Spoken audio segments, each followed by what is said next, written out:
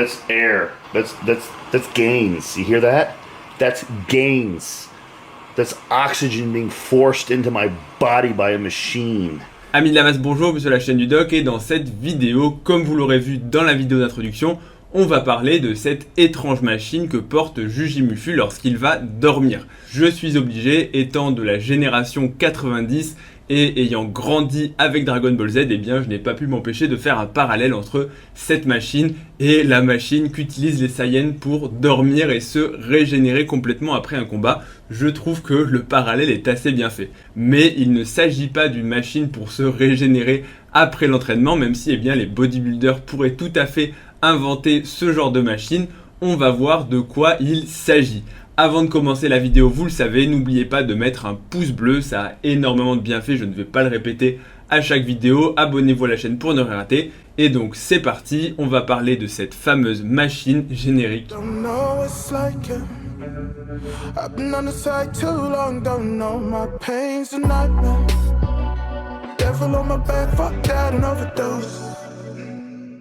Je vais être obligé quand même de parler un petit peu de Jujimufu, même si cette vidéo, comme toutes les vidéos que je fais, ne va pas parler de son cas à lui très personnellement, mais plutôt eh bien, de la maladie qu'il a et de ce qui l'oblige justement à avoir une machine pour dormir. Jujimufu, c'est un bodybuilder très connu sur les réseaux sociaux, puisque c'est pas tellement pour son côté performance en bodybuilding, bien qu'il ait un très bon physique, c'est surtout pour le côté divertissement au travers de sa chaîne YouTube. Bref, dans sa dernière vidéo, alors c'est vrai que j'ai un peu traîné, donc il y a moyen que ce soit la vidéo d'il y a un mois, je suis désolé là aussi pour le retard, j'essaie de me tenir à jour. Donc dans sa vidéo, eh bien, il nous dit qu'il doit dormir avec une machine, eh bien, sans quoi il a des soucis de santé.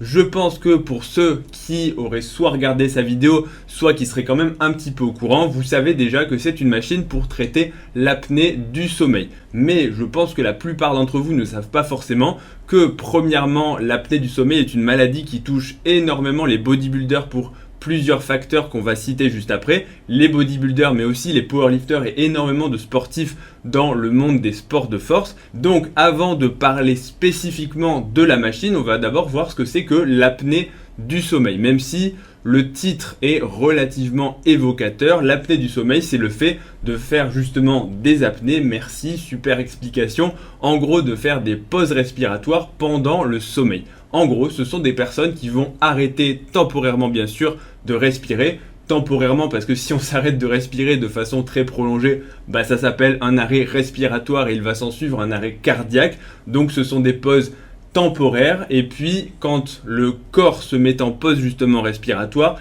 à la différence de l'arrêt cardiaque, eh bien le cerveau va réaliser qu'il n'y a plus d'oxygène dans le corps puisqu'on a arrêté de respirer. Il y a ce qu'on appelle une désaturation, le sang s'appauvrit en oxygène et donc on va se réveiller et récupérer de l'air en se mettant à respirer et en hyperventilant. Normalement, quand on respire, que ce soit quand on est éveillé ou quand on dort, eh bien l'air va passer dans les voies respiratoires. Les voies respiratoires, elles commencent au niveau du nez ou de la bouche, elles vont descendre dans la trachée jusqu'au niveau des poumons par les bronches. L'apnée du sommeil est un problème qui va se situer au niveau des voies respiratoires qu'on appelle hautes et notamment au niveau du pharynx et du larynx. Quand il y a ce qu'on appelle une obstruction, c'est pour ça qu'on parle parfois d'apnée du sommeil obstructif, et bien cette obstruction va gêner justement le flux d'air au niveau des voies respiratoires, il va bloquer l'air qui ne pourra donc pas arriver jusqu'au poumon et donc on va en quelque sorte manquer d'air.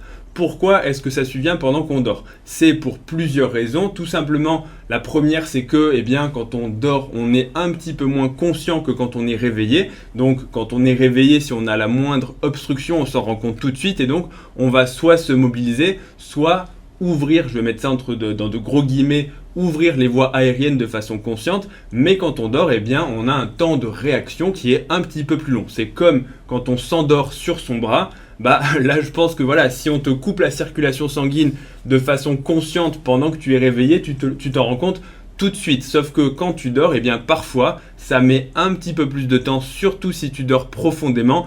Et quand tu te réveilles, tu as le fameux bras mort où tu ne sens absolument plus ton bras et tu te demandes un petit peu ce qui se passe. Sauf qu'en vérité, ça fait déjà un moment que tu es sur ton bras. Sauf que il y a une petite latence, un petit temps de réaction à cause du sommeil. La deuxième chose, qui est lié au sommeil, c'est la position. Quand on est debout, eh bien les voies respiratoires sont bien, on va dire, conformées, sauf que quand on dort dans certaines positions, il va y avoir un affaissement de certaines structures au niveau du pharynx qui vont faire en fait que cet affaissement va comprimer les voies respiratoires. En gros, le fait d'être relâché, d'être endormi, plus la position allongée vont faire que justement eh bien, les structures au niveau du cou vont venir appuyer un tout petit peu et chez tout le monde sur ces voies respiratoires. Sauf que chez certaines personnes, eh bien, cette obstruction va être vraiment majorée au sommeil si il y a une prédisposition et si justement toutes les structures au niveau du pharynx vont être un peu, on va voir, hypertrophiées, en tout cas vont pouvoir trop se relâcher et trop venir obstruer les voies respiratoires. Dès que vous avez justement une obstruction au niveau des voies respiratoires, quelle qu'en soit la cause, et les causes on va les détailler juste après, vous avez une restriction au niveau du flux d'air, au niveau du pharynx, donc des voies aériennes supérieures, le flux d'air va devenir turbulent et la première chose qui va être remarquée le plus souvent par les patients ou par l'époux, l'épouse, etc., le conjoint, ça va être des ronflements. Les ronflements sont le premier signe bien, d'une obstruction des voies aériennes supérieures et le stade d'après, c'est après le ronflement, ça va être l'obstruction complète avec parfois bien, le blocage du flux d'air. La deuxième chose donc de l'obstruction, c'est comme je vous l'ai dit, la restriction du flux d'oxygène. Donc les poumons sont mal oxygénés. Une fois que les poumons sont mal oxygénés, eh bien le sang va être mal oxygéné et donc la conséquence, c'est ce que je vous ai dit un petit peu plus tôt, ça va être ce qu'on appelle une désaturation. Ça veut dire que normalement le sang et les globules rouges qui sont présents dans le sang vont transporter de l'oxygène et il y a une saturation des globules rouges en oxygène qui est normalement autour, on va dire, de 100% pour schématiser, c'est-à-dire que tous les globules rouges sont saturés en oxygène, c'est ce qu'on peut mesurer pour l'anecdote au niveau du doigt par le saturomètre, sauf que eh bien, quand vos poumons commencent à se vider en oxygène, le sang va commencer à progressivement désaturer. Imaginez 100%, 99, 95, 90, 85, 80, 75, et puis il arrive à un moment où, un peu comme pour le bras, il y a un moment où ça devient critique. Et même si vous êtes en train de dormir, eh bien, les centres respiratoires qui vont justement capter la saturation en oxygène, parce qu'il y a des machines qui peuvent le faire, mais le corps humain est extrêmement bien fait. Il a tout un tas de capteurs dans le sang et au niveau des vaisseaux pour capter plein de paramètres, la tension artérielle, la saturation, le pH, etc., etc. Et donc, il capte qu'il y a une désaturation et un appauvrissement en oxygène, et donc il envoie un message et il dit « Attention, on est en train de désaturer, il faut respirer, réveille-toi et prends de l'air. » Et c'est une réaction normale, c'est comme si on vous étouffe de façon consciente, vous allez avoir un réflexe d'hyperventilation pour venir chercher l'air. Donc, qu'est-ce qui se passe quand vous atteignez ce seuil critique de désaturation, de saturation en oxygène basse? Eh bien, il y a un réveil qui est brutal, qui est en sursaut, qui est souvent d'ailleurs qui n'est pas perçu par les patients. C'est ça tout le paradoxe, c'est que ce sont des micro-réveils où en fait on ne se réveille pas complètement, mais on se réveille assez pour venir hyperventiler, pour chercher de l'air. Sauf que ce micro-réveil, il est brutal, il est justement intense pour venir récupérer de l'air et donc il s'accompagne de plusieurs phénomènes, notamment une montée de la pression artérielle et de la fréquence cardiaque. Et c'est un petit peu comme si on vous réveille brutalement, d'une façon totalement inappropriée. Je pense que si on vous fait une blague et qu'on vous réveille avec une claque, vous allez vous réveiller en sursaut en vous disant qu'est-ce qui se passe. Là c'est un peu pareil, sauf que le réveil est inconscient et c'est tout le paradoxe et c'est toute la difficulté parfois de diagnostiquer cette maladie, parce que si on se réveille de façon consciente, on saurait qu'il y a quelque chose. Mais souvent, dans l'apnée du sommeil, on ne s'en rend pas compte et on n'a que des signes indirects, dont je vais parler juste après. Restez en haleine, je suis désolé, je fais un peu traîner la chose, mais c'est pour bien que vous compreniez qu'est-ce qui se passe. Une fois que vous avez ces micro-réveils, vous vous rendormez, tout va bien. Et le souci, c'est que pendant la nuit, il va y avoir ça, plein de fois. Ça dépend un petit peu de la sévérité de l'apnée du sommeil. C'est d'ailleurs ce qu'on va mesurer pour faire le diagnostic, mais il va y avoir des micro-réveils toute la nuit et donc ça c'est très mauvais pour la santé parce que ces micro-réveils, ils font sécréter beaucoup d'hormones qui sont délétères pour l'organisme, ils font monter la pression artérielle de façon un petit peu répétée et ça c'est pas du tout bon pour le corps. Bref, et surtout, je crois que le message aussi important, c'est que tout simplement, si votre sommeil il est haché, vous dormez mal, vous n'êtes pas régénéré, vous n'avez pas récupéré et vous allez accroître le risque de plein de maladies. En fait, parce que quand on dort mal de façon chronique, dans tous les troubles du sommeil, eh bien, ça s'accompagne d'une augmentation de la mortalité de diverses causes, notamment parce qu'on n'est pas réveillé, parce qu'on est fatigué, et la fatigue chronique, c'est jamais bon pour le corps. Maintenant qu'on a expliqué un petit peu les causes au niveau du corps, quels vont être les symptômes et qu'est-ce qui doit vous faire suspecter que peut-être vous avez une apnée du sommeil? Les symptômes, ils sont un petit peu aspécifiques. Ça veut dire qu'il y a divers symptômes qui peuvent orienter sans qu'aucun ne soit vraiment spécifique, mais globalement vous pouvez le suspecter, déjà je l'ai dit, s'il y a des ronflements. Si on vous dit que vous ronflez toutes les nuits, je ne parle pas de ronfler une fois de temps en temps, je parle de ronfler véritablement toutes les nuits, vous pouvez suspecter une apnée du sommeil. La deuxième chose, c'est le fait d'être tout le temps fatigué. Si vous vous réveillez, que vous n'arrivez jamais à bien dormir et que même, c'est même pire chez les personnes qui ont des apnées du sommeil sévères, il y a des endormissements pendant la journée. On ne parle pas juste d'être pas vraiment en forme, c'est vraiment des endormissements au volant parfois, des endormissements pendant les activités. C'est des gens qui s'endorment sans forcément s'en rendre compte pendant la journée, qui sont vraiment fatigués, mais la vraie fatigue. Il y a aussi parfois des céphalées, donc des maux de tête le matin, tout simplement parce qu'on a mal dormi, parce que le cerveau a été mal oxygéné pendant toute la nuit. Donc c'est vraiment un petit peu des symptômes, on va dire, assez multiples, pas forcément très spécifiques, mais qui doivent y faire penser. L'autre chose, c'est de se lever aussi plusieurs fois pendant la nuit. Ça doit y faire penser. Si vous vous levez 4, enfin même pas 4 fois, même déjà 2-3 fois dans la nuit, ce n'est pas normal. Normalement, pendant le sommeil, s'il est continu, on ne se lève pas pour faire pipi parce qu'il y a la sécrétion d'une hormone, l'ADH, l'antidiurétique hormone, qui fait que normalement, on est censé tenir toute la nuit. Bien sûr, si vous avez bu 3 litres d'eau, mangé 3 pizzas salées, etc., vous pouvez vous lever une fois. Ça, une fois, c'est possible. Mais si vous commencez à vous lever beaucoup, l'apnée du sommeil, ça peut être une des causes. En tout cas, il faut y penser. C'est pas la seule cause. Chez les hommes, il y a aussi tous les problèmes de prostate. Mais l'apnée du sommeil, voilà, pensez-y. C'est pas exceptionnel non plus de le diagnostiquer là-dessus. Ensuite, le diagnostic, il va être confirmé par ce qu'on appelle une polysomnographie. C'est un enregistrement du sommeil où, pour vous la faire très courte, on va vous brancher à divers capteurs qui vont mesurer notamment ce qu'on appelle l'index apnée-hypopnée. Et cet index, ça veut dire combien de fois vous vous réveillez pendant la nuit et à quel pourcentage vous saturez en oxygène. Au-delà d'un certain seuil, donc on confirme l'apnée du sommeil, plus ou moins sévère. Et si vous avez une forme qui est suffisamment sévère pour être traitée, on peut vous proposer un traitement. Donc c'est important de faire le diagnostic pour ensuite être traité. Maintenant, pourquoi est-ce que les bodybuilders, les powerlifters et en gros tous les sportifs de force sont concernés et sont beaucoup plus à risque? Ce n'est pas le premier Jujimufu qui est porteur d'un appareil pour dormir la nuit. Il y a d'autres bodybuilders, certains c'est pas forcément public, donc je ne dirai pas les noms, mais c'est monnaie courante, c'est quelque chose de classique chez les professionnels, chez les mecs qui ont un gros gabarit. On parle pas du mec qui s'entraîne naturellement à la salle tous les jours. Là, il n'y a pas de souci particulier, mais tous les facteurs qui vont en fait favoriser l'obstruction peuvent en fait créer, ou en tout cas démasquer une apnée du sommeil. La première chose, c'est tout ce qui va être facteur anatomique. Plus vous avez une hypertrophie de tous ces tissus, et plus vous avez un risque que pendant le sommeil, il y ait une bascule et un affaissement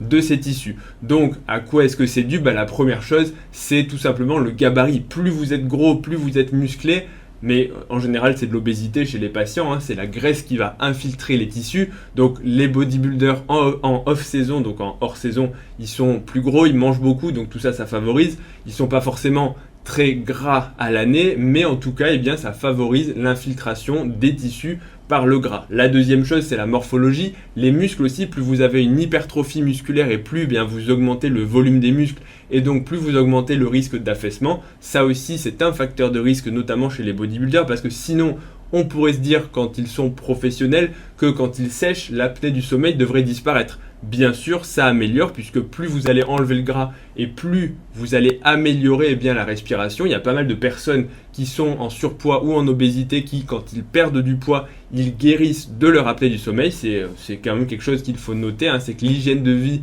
et les modifications des facteurs favorisants, c'est clairement quelque chose qui va favoriser la récupération, voire la guérison. Parfois, ça ne suffit pas, mais en tout cas, il faut quand même clairement l'essayer ou l'associer au traitement parce que c'est pas parce qu'on vous traite qu'il faut en gros garder la source du problème. Maintenant, l'autre cause, on va dire à mon sens chez les bodybuilders, alors bien sûr peut-être pas chez Jujimufu, j'en ai aucune idée, mais c'est l'utilisation d'anabolisants et aussi d'hormones de croissance. Les anabolisants, bon, ça rend musclé, ça augmente le gabarit et donc ça va favoriser tout ce qui est hypertrophie, etc. Mais c'est aussi l'hormone de croissance favorise l'hypertrophie des tissus, notamment des cartilages, de tous les muscles, c'est les stérols, mais c'est aussi les muscles, hein, l'hormone de croissance, et de tous les tissus mous. Donc plus vous avez de l'hypertrophie à cause de l'hormone de croissance au niveau de ces voies aériennes supérieures, et plus vous risquez l'apnée du sommeil. Donc si vous combinez un peu tous ces facteurs, vous avez le cocktail explosif, plus la morphologie. Si vous avez un petit cou petit et large au niveau du cou, si vous êtes hypertrophié, là aussi, vous favorisez l'affaissement par tout le poids en fait de votre cou. Allez, vous l'attendiez, on va maintenant parler de cette fameuse machine qui permet de dormir et de se régénérer. Comment est-ce qu'on traite une apnée du sommeil? Comme je vous l'ai dit, les facteurs favorisants doivent toujours être éradiqués au maximum. L'autre chose maintenant, c'est tout ce qui va être traitement pour lever cette obstruction et restaurer, on va dire, une anatomie normale. Il y a 3 types de traitements. Le premier, c'est ce qu'on appelle une orthèse. C'est ce qui va permettre, c'est une petite gouttière qui va être faite sur mesure et qui va permettre d'avancer la mâchoire en fait pendant qu'on dort. On le met au moment de dormir. C'est un peu comme les gouttières pour éviter de grincer des dents, sauf que la forme n'est pas pareille. Là, c'est pour avancer la mandibule et justement dégager les voies aériennes. C'est pas accessible chez tout le monde, mais dans certains types d'apnée du sommeil, on va dire pas très importante, ça peut suffire. Le deuxième, c'est la machine. On va le détailler un tout petit peu après parce que ce sera le clou de la vidéo et ce que vous attendiez. Et le troisième, c'est la chirurgie. Quand les apnées du sommeil sont sévères et que la forme anatomique est accessible, on peut en fait faire une chirurgie d'avancée mandibulaire pour en gros déformer, je ne sais pas exactement comment fait le chirurgien, mais il déforme la mâchoire, il la casse un petit peu et il l'avance pour justement libérer les voies aériennes de façon définitive et de façon plus importante qu'avec l'orthèse. Maintenant, petit focus sur la machine. À quoi sert justement cette machine qu'il doit mettre la nuit pour dormir de façon confortable? Parce que quand on voit la machine, c'est vrai qu'on se dit, attends, qui a envie de dormir avec ce genre de machine qui va pousser de l'air, pousser de l'oxygène, faire du boucan et surtout qui veut dormir avec un masque qui fait déjà assez chaud? C'est quelque chose au début qui paraît assez impensable. En tout cas, c'est comme ça que le voient la plupart des patients. Quel est l'intérêt de ce masque? C'est tout simplement de faire ce qu'on appelle de la pression continue positive. Le fait de faire de la pression, ça va justement par une surpression qui est minime, mais qui existe, faire une ouverture au niveau des voies aériennes supérieures. En gros, cette petite surpression va maintenir les voies aériennes ouvertes et va éviter l'affaissement et l'obstruction en fait pendant la nuit. Donc le fait d'avoir cette machine, non seulement ça va pousser de l'oxygène, mais là c'est pas de l'oxygène, c'est vraiment juste de l'air qui est pressurisé pour pousser et pour maintenir ouvert les voies aériennes. Donc en fait cette machine, il faut la porter pendant la nuit et en général chez les personnes qui la mettent bien et qui s'y adaptent, parce qu'il faut quand même quelques jours, quelques nuits pour s'y adapter, mais en fait elle permet tellement de bien dormir et elle permet tellement aux gens qui ont des apnées sévères de récupérer qu'en fait après ils ne peuvent plus entre guillemets s'en passer parce que dès qu'ils l'enlèvent, ils recommencent à être fatigués, à mal dormir, à avoir mal au crâne en se réveillant, alors qu'avec la machine, c'est un petit inconvénient au début, mais ensuite ils se réveillent plus en forme, ils se réveillent en étant reposés, en ayant bien dormi et donc ils veulent leur machine. Donc c'est important de ne pas se dire une machine ça fait peur. Si vous avez de l'apnée du sommeil, il ne faut pas hésiter parce que l'apnée du sommeil, j'ai peut-être pas assez insisté dessus, mais c'est quand même un gros facteur en tout cas c'est un facteur de risque cardiovasculaire et de pas mal d'autres maladies parce que à force de mal dormir, à force d'avoir des surpressions, des montées de tension et des montées de fréquence cardiaque et la sécrétion de plein d'hormones justement du réveil inapproprié, il y a pas mal de maladies associées à ça et donc c'est une maladie qui est importante à traiter. Et puis en plus, si un jour vous vous endormez au volant, vous allez vous prendre un arbre ou une voiture en face et puis vous allez avoir tout un tas d'autres soucis. Donc voilà ce qu'est la machine que porte Jujimufu et pas mal d'autres bodybuilders à cause de tous les facteurs que je vous ai cités, même si, encore une fois, Jujimufu, je n'ai aucune idée de savoir si c'est anatomique, génétique ou quels sont les facteurs qui ont conduit à cette pathologie puisque il y a présomption d'innocence, on va dire ça comme ça. À chaque fois vous dites dans les commentaires, vous dites il faut le dire clairement, il faut le dire, n'hésite pas à le dire, tu fais de la langue de bois. Je fais pas de la langue de bois, c'est juste qu'on n'a pas le droit d'accuser les gens de choses quand on ne sait pas. Donc quand on ne sait pas, je me tais et je ne fais que supposer. Donc voilà un petit peu pour cette vidéo et pour le mot de la fin. J'espère que cette vidéo vous aura plu, que vous aurez appris des choses sur le sujet. Et comme à chaque fois, si vous avez apprécié la vidéo, un pouce bleu, ça fait toujours plaisir et ça permet de soutenir la chaîne, donc c'est important. Abonnez-vous aussi à la chaîne pour ne rien rater des prochaines vidéos. Retrouvez-moi sur Instagram ledoc.pm pour des vidéos d'1 minute sur le sport et la santé.